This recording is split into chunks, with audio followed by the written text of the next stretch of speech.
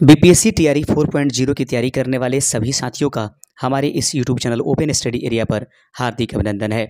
दोस्तों आइए देख लेते हैं बिहार बीपीएससी टीआरई 4.0 के लिए 40 अंक वाले जीके जीएस के कॉमन पेपर के लिए मस्ट इम्पॉर्टेंट जीके और जीएस से संबंधित मुख्य प्रश्नों को। तो आज के इस सेशन में शुरुआत कर रहे हैं हम पहले क्वेश्चन के साथ। इससे पहले कि हम क्वेश्चन को स्टार्ट करें, आपसे एक विनती है कि चैनल को सब्सक्राइब जरूर कर लीजिएगा, क्योंकि लगातार क्लासेज बीपीएससी टीआरई 4.0 के लिए आती रहेंगी आपके इस चैनल पर। क्वेश्चन नंबर 1 है दोस्तों कि भारत में मानसून की उत्पत्ति केवल तापांतर से नहीं बल्कि वायुदाब, समुद्री धाराओं की जटिल पारस्परिक क्रियाओं से होती है। इसका मुख्य कारण किस घटना को माना जाता है? दोस्तों आज के सेशन का एक स्पेशल बात ये रहेगा कि प्रश्न जो है घुमा फिरा करके पूछे जाएंगे। एक प्रश्न में कई प्रश्नों को शामिल किया जाएगा और तब जाकर उससे निष्कर्ष निकाल करके एक क्वेश्चन पूछ दिया जाएगा, ताकि आप जटिल से जटिल सवालों को भी आसानी पूर्वक हल कर पाएं एग्जाम्स में। तो प्रश्न को फिर से देखेंगे कि भारत में मानसून की उत्पत्ति केवल तापांतर से ही नहीं बल्कि वायुदाब और समुद्री धाराओं की जटिल पारस्परिक क्रियाओं से होती है। इसका मुख्य कारण किस घटना को माना जाता है? 1 नंबर प्रश्न का सही आंसर हो जाएगा ऑप्शन नंबर बी, ITCZ का उत्तर की ओर खिसकना। याद रखेंगे ITCZ का उत्तर की घसकने की वजह से मानसून की उत्पत्ति जो होती है यहाँ पर भारत में देखी जाती है। दूसरा नंबर क्वेश्चन आपके सामने है कि भारत की गंगा ब्रह्मपुत्र मेघना, याद रखेंगे भारत की गंगा ब्रह्मपुत्र मेघना नदी जो होती है प्रणाली विश्व की सबसे बड़ी डेल्टा प्रणाली बनाती है, जिसे हम लोग सुंदरबन डेल्टा के नाम से जानते हैं। दोस्तों यह किस भूगर्भीय कारण से संभव होती है? तो भारत की जो गंगा ब्रह्मपुत्र और मेघना नदियां हैं वे जो आपस में मिलकर के जो है विश्व की सबसे बड़ी डेल्टा का निर्माण करती है। यहाँ पर क्वेश्चन पूछा जा रहा है कि यह जो डेल्टा निर्माण होता है यह किस भूगर्भीय कारण की वजह से होता है? तो इस दूसरे नंबर प्रश्न का सही आंसर हो जाएगा ऑप्शन नंबर ए, अत्यधिक अवसाद निक्षेपण की वजह से दोस्तों यह घटना संभव होती है। अगले नंबर क्वेश्चन की तरफ चलते चलेंगे और अगला नंबर क्वेश्चन आपके सामने होगा। प्रश्न है तीसरा नंबर। प्रश्न कहता है कि थार मरुस्थल में औसत वर्षा अत्यंत कम होने के बावजूद कई क्षेत्रों में खारे झील मिलती है। इनका मुख्य कारण क्या है? थार मरुस्थल में औसत वर्षा बहुत ही कम होती है, इसके बावजूद भी कई क्षेत्रों में भी खारे जलों की झीलें मिल जाती हैं। इसका मुख्य कारण क्या है? तो ऑप्शंस अंग्रेजी में, क्वेश्चन अंग्रेजी में देखा जाएगा, in the Thar desert despite of the extremely low rainfall many saline lake are found, what is the main reason for this? इस प्रश्न का सही आंसर हो जाएगा तीसरे का ऑप्शन नंबर बी। दोस्तों भूमिगत अपवाह और उच्च वाष्पीकरण की वजह से थार मरुस्थल में औसत वर्षा कम होने के बावजूद भी खारे पानी की झीलें हमें देखने को मिलती है। अगला नंबर क्वेश्चन चौथा नंबर प्रश्न है आज का कि भारत का डेक्कन पठार प्राचीन ज्वालामुखी गतिविधियों का परिणाम है। भारत का डेक्कन जो पठार है वह प्राचीन ज्वालामुखीय गतिविधियों का परिणाम है और इसमें विशाल ट्रैप संरचनाएं पाई जाती हैं। ये किस काल से बनी थी? याद रखेंगे भारत का डेक्कन पठार जो होती है वह दोस्तों ज्वालामुखीय गतिविधियों का एक परिणाम है। इसमें विशाल ट्रैप और संरचनाएं पाई जाती हैं। यह किस काल में बनी हुई थी? ऐसे में ये प्रश्न बड़ा ही इंपॉर्टेंट है, ऐसे में याद रखिएगा। इस प्रश्न का सही आंसर का चौथे का ऑप्शन नंबर आपके सी। याद रखेंगे ये क्रेटिसस युग के अंत में जो है बना हुआ था। 5वां नंबर क्वेश्चन आपके सामने है और प्रश्न है कि भारत में चिल्का झील उड़ीसा खारे पानी की सबसे बड़ी लैगून है जो प्रवासी पक्षियों का आश्रय स्थल है। इसका निर्माण किस प्रक्रिया से हुआ था? दोस्तों याद रखिएगा कि जो 8 नंबर के भूगोल होंगे, 8 नंबर के जो राष्ट्रीय आंदोलन से संबंधित, इतिहास से संबंधित क्वेश्चन, 8 ही आपके पास है मैथमेटिक्स, 8 करेंट अफेयर्स और 8 साइंस। इस प्रकार से 40 क्वेश्चंस जो होंगे वो आपको 40 अंकों के लिए कॉमन पेपर्स में हर किसी के एग्जाम्स में देखने के लिए मिलेगा। इस दृष्टिकोण से यह क्लास बड़ा ही इंपॉर्टेंट हो जाता है, चाहे आप किसी भी बीपीएससी की तैयारी के लिए कोई भी सेशन की तैयारी क्यों न कर रहे हो। तो प्रश्न है कि भारत में चिल्का झील जो कि उड़ीसा में है खारे पानी की सबसे बड़ी लैगून झील के रूप में जानी जाती है, जो प्रवासी पक्षियों का आश्रय भी है। याद रखेंगे इसका निर्माण किस प्रक्रिया से हुआ? तो इस 5वें का सही आंसर हो जाएगा ऑप्शन नंबर सी, समुद्री तट पर रेत की पट्टी के निर्माण के माध्यम से इसका निर्माण हुआ है। अगला क्वेश्चन है छठा नंबर क्वेश्चन आपके स्क्रीन पर ये रख दिया गया है और प्रश्न को गौर से देखिएगा। प्रश्न कहता है दोस्तों कि गुप्त काल को स्वर्ण युग कहा जाता है। तो क्वेश्चन एक पूछा सकता है कि निम्नलिखित में से वह कौन सा काल है जिसको हम लोग स्वर्ण युग के नाम से जानते हैं। ऐसे में आंसर गुप्त काल हो जाएगा। लेकिन यह उपाधि मुख्यतः किस क्षेत्र की उपलब्धियों के कारण दी गई है, यानी गुप्त काल को स्वर्ण काल कहा जाता है। ऐसा क्या है, किस क्षेत्र में अधिक से अधिक जो है आपको अधिक से अधिक जो है उपलब्धियां मिली जिसकी वजह से गुप्त काल को स्वर्ण युग कहा गया। इस प्रश्न का राइट आंसर हो जाएगा छठे का ऑप्शन नंबर बी, कला साहित्य और विज्ञान के क्षेत्र में अधिकतम प्रयास और अधिकतम सफलता की वजह से गुप्त काल को स्वर्ण युग के नाम से जाना जाता है। आप देख रहे हैं open study area YouTube channel. दोस्तों 7वां नंबर क्वेश्चन आपके स्क्रीन पर है। अकबर ने 1582 ईस्वी में दीन इलाही नामक एक नया धर्म प्रारंभ किया। इसका उद्देश्य क्या था? अकबर के द्वारा 1582 ईस्वी में दीन इलाही नामक नया धर्म जो है वह प्रारंभ किया गया। इसका मुख्य उद्देश्य क्या था? सही आंसर है सभी धर्मों का समन्वय करना। ऑप्शन नंबर 7वें का ऑप्शन नंबर बी हो जाएगा। सभी धर्मों का समन्वय करने हेतु जो है अकबर के द्वारा 1582 ईस्वी में दीन इलाही नामक नया धर्म अपने प्रारंभ किया गया था, जिसको जो है किसने सबसे पहले सकारा था ये आप जरूर बता दीजिएगा। वो बहुत बेहतर उनका जमता था अकबर के साथ। आपको इतना हिंट्स कर सकते हैं, आप जरूर बता दीजिएगा। 1857 के विद्रोह के दौरान 8वां नंबर क्वेश्चन है, देख लीजिएगा। 8वां नंबर क्वेश्चन है कि 1857 के विद्रोह के दौरान बिहार में कुंवर सिंह का योगदान महत्वपूर्ण था। इन्होंने किस स्थान से अंग्रेजों के विरुद्ध संघर्ष का नेतृत्व किया था? दोस्तों यदि अगर क्वेश्चन बीपीएससी पूछता है तो ऐसे में पटना आंसर कीजिएगा, क्योंकि वो बीपीएससी पटना को ही इसका आंसर मानता है। लेकिन अगर इसमें पटना नहीं है और उपर्युक्त में से कोई अधिक सही वाला ऑप्शन नहीं है तो ऐसे में इसका आंसर आप देख लीजिएगा आरा हो जाएगा। याद रखेंगे 1857 के विद्रोह के दौरान बिहार में कुंवर सिंह का योगदान महत्वपूर्ण था। उन्होंने किस स्थान से अंग्रेजों के विरुद्ध संघर्ष का नेतृत्व किया? आरा इसका सही आंसर, लेकिन बीपीएससी पटना को मानता है। 9वां नंबर क्वेश्चन देख लीजिएगा। प्रश्न आपके सामने है। स्वदेशी आंदोलन 1905 में बंगाल विभाजन के विरुद्ध में प्रारंभ हुआ।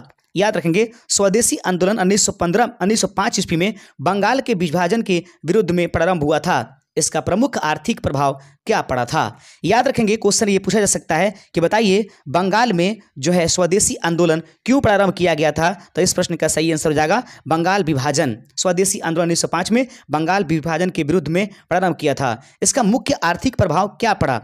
तो सही आंसर है 90 का ऑप्शन नंबर बी, भारतीय कुटीर उद्योगों का पुनर्जीवन। याद रखेंगे जो भारतीय कुटीर उद्योग, जो छोटे छोटे उद्योग थे जिनको कुटीर उद्योग के नाम से जानते हैं, वो विलुप्त जो हो चुके थे वह फिर से जो है अपने रुख और अपने अस्तित्व में आने लगे थे। ऑप्शन नंबर बी इस दिए गए प्रश्न का सही आंसर हो जाएगा। 10वां नंबर क्वेश्चन देख लीजिएगा। 10वां नंबर प्रश्न आपके स्क्रीन पर है कि मौर्य के शासन की जानकारी हमें किस यूनानी राजदूत के विवरण से मिलती है? चंद्रगुप्त मौर्य के शासन की जानकारी हमें किस यूनानी राजदूत के विवरण से मिलती है? Information about Chandragupta Maurya's rule is obtained from the accounts of the which Greek ambassadors. याद रखेंगे चंद्रगुप्त मौर्य की शासन की जानकारी हमें किस यूनानी राजदूत से मिलता है? तो इस प्रश्न का सही आंसर हो जाएगा 10वें का ऑप्शन नंबर बी, मेगास्थनीज। याद रखेंगे दोस्तों मेगास्थनीज के द्वारा लिखी जाने वाली पुस्तक का नाम जो है वह इंडिका था। आप समझ रहे हैं, आप देख रहे हैं open study area YouTube channel पर बिहार बीपीएससी टीआरई 4.0 के लिए जीके जीएस 40 अंक वाला कॉमन पेपर का मुख्य प्रश्न जो दोस्तों यहाँ पर हम आपको 10 या 30 सेकंड के लिए रोकना चाहेंगे। दोस्तों हमारी YouTube channel open study area ने 2 प्रकार की ई बुक जो है बीपीएससी टीआरई 4.0 के लिए तैयार किया है। एक ई बुक होगा जो क्वालिफाई पेपर हिंदी इंग्लिश का होगा, जिसमें कुल मिलाकर के 302 पेज, और उसके बाद दूसरी ई बुक है जो 40 अंकों वाले जीके जीएस का होगा, जिसमें हर एक बिंदु बिहार स्पेशल, करेंट अफेयर्स, उसके बाद जीके जीएस, साइंस इत्यादि, भारतीय राष्ट्रीय आंदोलन, मैथ, इन सभी चीज़ों को समाहित किया गया है। और इसमें कुल मिलाकर के आपको 456 पेज यानी दोनों बुक मिलाकर के 758 पेज की ई बुक जो है आपको प्रदान की जाएगी, जिसकी कीमत वर्तमान समय में 1 से 2 दिनों के लिए 130 रुपये है। आप यदि चाहते हैं तो इसको पीडीएफ के रूप में आप हमारे दिए गए व्हाट्सएप नंबर से परचेज कर सकते हैं। तो देख लीजिए, तो उम्मीद करते हैं कि आपको लेना होगा तो आप इसको खरीद सकते हैं, क्योंकि इसकी रेट प्राइसिंग जो है बढ़ने वाली है। 11वां नंबर क्वेश्चन देख लीजिएगा, डीएनए की संरचना डबल हेलिक्स होती है जिसकी खोज 1953 में की गई थी। तो प्रश्न पूछा सकता है, डीएनए की जो डबल हेलिक्स होती है, द्विकुंडलित संरचना जो डीएनए में होती है, ठीक है, उसकी खोज जो है वो 1953 में किया गया था। इसे खोजने वाले वैज्ञानिक कौन थे? ये बीपीएससी के द्वारा कई बार क्वेश्चन पूछा गया है। इस प्रश्न का सही आंसर हो जाएगा ऑप्शन नंबर ए, इसको वाटसन और क्रिक के द्वारा जो है खोजा गया था। आगे बढ़ते चलते हैं, 12वां नंबर क्वेश्चन आपके स्क्रीन पर है कि आवर्त सारणी में आधुनिक स्वरूप में तत्वों का वर्गीकरण किस आधार पर किया गया है? दोस्तों सबसे पहले जानना जरूरी है कि तत्वों को वर्गीकृत करने का काम 2 वर्गों में बांटा लावुआंजे ने, उसके बाद 3-3 के खंडों में बांटा त्रियक नियम जिसको डोबेराइनर कहते हैं, उसके बाद न्यूलैंड्स के द्वारा 8 वर्गों में बांटा गया जो संगीत सुरों पर आधारित था, वो अष्टक नियम कहलाया। फिर जो है परमाणु के बढ़ते हुए भार पर ही जो है ये मेंडलीफ ने तत्वों का आवर्ती वर्गीकरण किया। तो याद रखेंगे, डोबेराइनर हो, लावुआंजे हो, न्यूलैंड्स हो, कोई भी हो या मेंडलीफ हो, ये सब ने परमाणु के बढ़ते हुए जो परमाणु भार है, ठीक है, उसके आधार पर वर्गीकरण किया। लेकिन जो आधुनिक वर्गीकरण हुआ जो कि मोसले के द्वारा किया गया था, वह जो है दोस्तों परमाणु क्रमांक पर उपस्थित था, यानी परमाणु संख्या पर। तो ऑप्शन नंबर बी इस प्रश्न का सही आंसर हो जाएगा। कई बार आपसे पूछ लिया जाता है कि बताइए आवर्ती वर्गीकरण करने वाले मेंडलीफ किस देश के रहने वाले थे? तो इसका आंसर याद रखिएगा, ये रूस के रहने वाले थे। 13वां नंबर क्वेश्चन देख लीजिएगा, न्यूटन का तीसरा नियम प्रत्येक क्रिया के बराबर और विपरीत प्रक्रिया होती है का प्रत्यक्ष उदाहरण किस घटना में देखी जाती है? यानी कि किसी वस्तु पर हम मान लीजिए कि दीवार है और दीवार पर हम अगर चोट लगाते हैं तो यह जितने हम बल के साथ चोट लगाएंगे वह विपरीत में वह हमारे हाथों को भी उतना ही क्रिया के साथ प्रतिक्रिया करेगी। तो जो दो वस्तुएं जब आपस में टकराती है तो पहली वस्तु को क्रिया यानी कि उसके द्वारा की जाने वाली कार्यों को क्रिया और विपरीत में मिलने वाली परिणाम को प्रतिक्रिया कहते हैं। तो क्रिया और प्रतिक्रिया के बल पर आधारित रहने वाली न्यूटन की गति के कौन सी नियम होती है? तो तीसरा नियम ऐसे में याद रखिएगा। उदाहरण इसमें से कौन सा स्पष्ट है? रॉकेट प्रक्षेपण, चंद्रमा का गुरुत्वाकर्षण, बिजली का झटका या ध्वनि की गति? दिए गए प्रश्न का सही आंसर हो जाएगा कि रॉकेट का प्रक्षेपण जो होती है, रॉकेट ऊपर की तरफ उड़ता है क्योंकि इसके कारण इसके फ्यूल्स जो है जल करके नीचे की तरफ आती है, यानी कि यह क्रिया के विपरीत प्रतिक्रिया हो रही है। ऑप्शन नंबर ए इस प्रश्न का सही आंसर हो जाएगा। 14वां नंबर क्वेश्चन देख लीजिएगा ध्यानपूर्वक, और बहुत ही इंपॉर्टेंट क्वेश्चन है मेरे प्यारे साथियों। और वो प्रश्न है कि पौधों में प्रकाश संश्लेषण की प्रक्रिया मुख्य रूप से किस अंग में होती है? पौधों में प्रकाश संश्लेषण की जो प्रक्रिया होती है वह किस अंग में होती है? In plants the process of the photosynthesis primarily occurs in which organ? याद रखेंगे इस प्रश्न का राइट आंसर आपके सामने हो जाएगा 14 का ऑप्शन नंबर ए। याद रखेंगे पौधों में प्रकाश संश्लेषण की प्रक्रिया जो होती है वह मुख्य रूप से पत्तियों में होती है, क्योंकि हरे पत्तियों में जो दोस्तों क्लोरोफिल पाई जाती है। तथा पौधों को प्रकाश संश्लेषण के लिए 4 चीजों की आवश्यकता होती है। यदि आप जानते हैं तो कमेंट जरूर कर दीजिएगा। 15वां नंबर क्वेश्चन आपके स्क्रीन पर है और 15वां प्रश्न को ध्यान से देखिएगा। और 15वां नंबर क्वेश्चन कहता है कि मानव रक्त में लाल रक्त कोशिकाओं का औसत जीवन काल कितना होता है? What is the average lifespan of the red blood cell in the human body? याद रखें ह्यूमन ब्लड, मानव रक्त में लाल रक्त कोशिकाओं का औसत जीवन काल कितना होता है? इस 15 का सही आंसर हो जाएगा यह लगभग 120 दिनों तक जीवित रहता है। याद रखेंगे हमारे शरीर में जो ब्लड होता है वह कहां बनता है दोस्तों? अस्थि मज्जा में। और ब्लड का जो कब्रगाह कही जाती है स्प्लीन, अर्थात जो है आपको क्या तिल्ली को कही जाती है। और रेड ब्लड सेल यानी जिसका रंग लाल होता है, इसका मुख्य कारण यह है कि इसमें हीमोग्लोबिन नामक प्रोटीन वर्णक पाया जाता है। 16वां नंबर क्वेश्चन है राजगीर किस महाजनपद का हिस्सा था? तो याद रखेंगे राजगीर जो था दोस्तों वो मगध की राजधानी हुआ करती थी। ऑप्शन नंबर बी इस प्रश्न का सही आंसर है। अगला क्वेश्चन देख लीजिएगा, 17 नंबर प्रश्न आपकी स्क्रीन पर है कि नालंदा विश्वविद्यालय का विनाश किस आक्रमणकारी ने किया था? Which inventor the destroyed Nalanda university? Nalanda विश्वविद्यालय जो कि बौद्ध दर्शन के लिए मुख्य थी, इस पर देश और विदेश से भारी मात्रा में विद्वान पढ़ने के लिए आए छात्र, और ये पहली विश्वविद्यालय थी जहां पर जो है आवासीय व्यवस्था थी, अर्थात रेसिडेंटियल था। तो नालंदा विश्वविद्यालय का विनाश किस आक्रमणकारी ने किया था? इसका सही आंसर है option number B, Bakhtiyar Khilji के हाथों जो है नालंदा विश्वविद्यालय का विनाश हुआ था। आगे बढ़ते चलते हैं।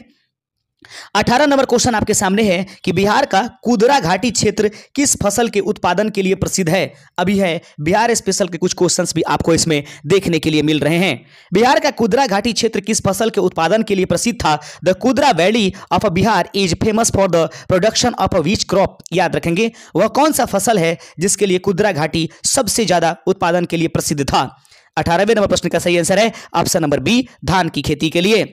अगला क्वेश्चन देख लीजिएगा और 19वां नंबर क्वेश्चन आपके सामने भारतीय राष्ट्रीय आंदोलन से संबंधित यह प्रश्न है। मुख्य प्रश्न आपके सामने, चंपारण आंदोलन महात्मा गांधी का पहला सत्याग्रह था, इसका मुख्य उद्देश्य निम्नलिखित में से क्या था। चंपारण आंदोलन किसके द्वारा शुरू किया गया था, तो महात्मा गांधी के द्वारा, और इनको इन्वाइट करने वाले व्यक्ति राजकुमार शुक्ला थे। देखेंगे 19 का सही आंसर है ऑप्शन नंबर बी, किसानों को नील की जबरन खेती से मुक्त कराने हेतु गांधी जी के द्वारा चंपारण में पहला सत्याग्रह किया गया था। ऑप्शन नंबर बी इस प्रश्न का सही आंसर है। दोस्तों 20वां नंबर और अंतिम नंबर क्वेश्चन आज के सेशन का है और बड़ा ही जबरदस्त क्वेश्चन है कि बिहार के किस जिले में प्रसिद्ध वारुणा नृत्य लोक नृत्य प्रचलित है। बिहार का वह कौन सा जिला है जिसमें प्रसिद्ध वारुणा नृत्य जो है वह प्रचलित था। याद रखें प्रचलित है, इस प्रश्न का सही आंसर है option number D, in which district of Bihar is the famous Varuna folk dance performed. The answer of this 20 number question, it mean the last number question is giving answer as a Darbhanga. याद रखेंगे। उम्मीद करते हैं दोस्तों कि आज का ये सेशन आपके लिए लाभदायक बहुत ही साबित होगा और हमारे साथ जुड़े रहिए। चैनल को सब्सक्राइब कीजिए। ई बुक नहीं लिए हैं तो जल्द से जल्द परचेज कीजिए। बाद में आप कहने लगेंगे कि सर इसको कम में कर दीजिए, इतना ही का मिलता था, तो उस समय हम सॉरी बोल लेंगे आपसे। तो जितना जल्द हो सके रिक्वेस्ट करने से बढ़िया है कि समय पर वर्क अपना कर लीजिए। जय हिंद।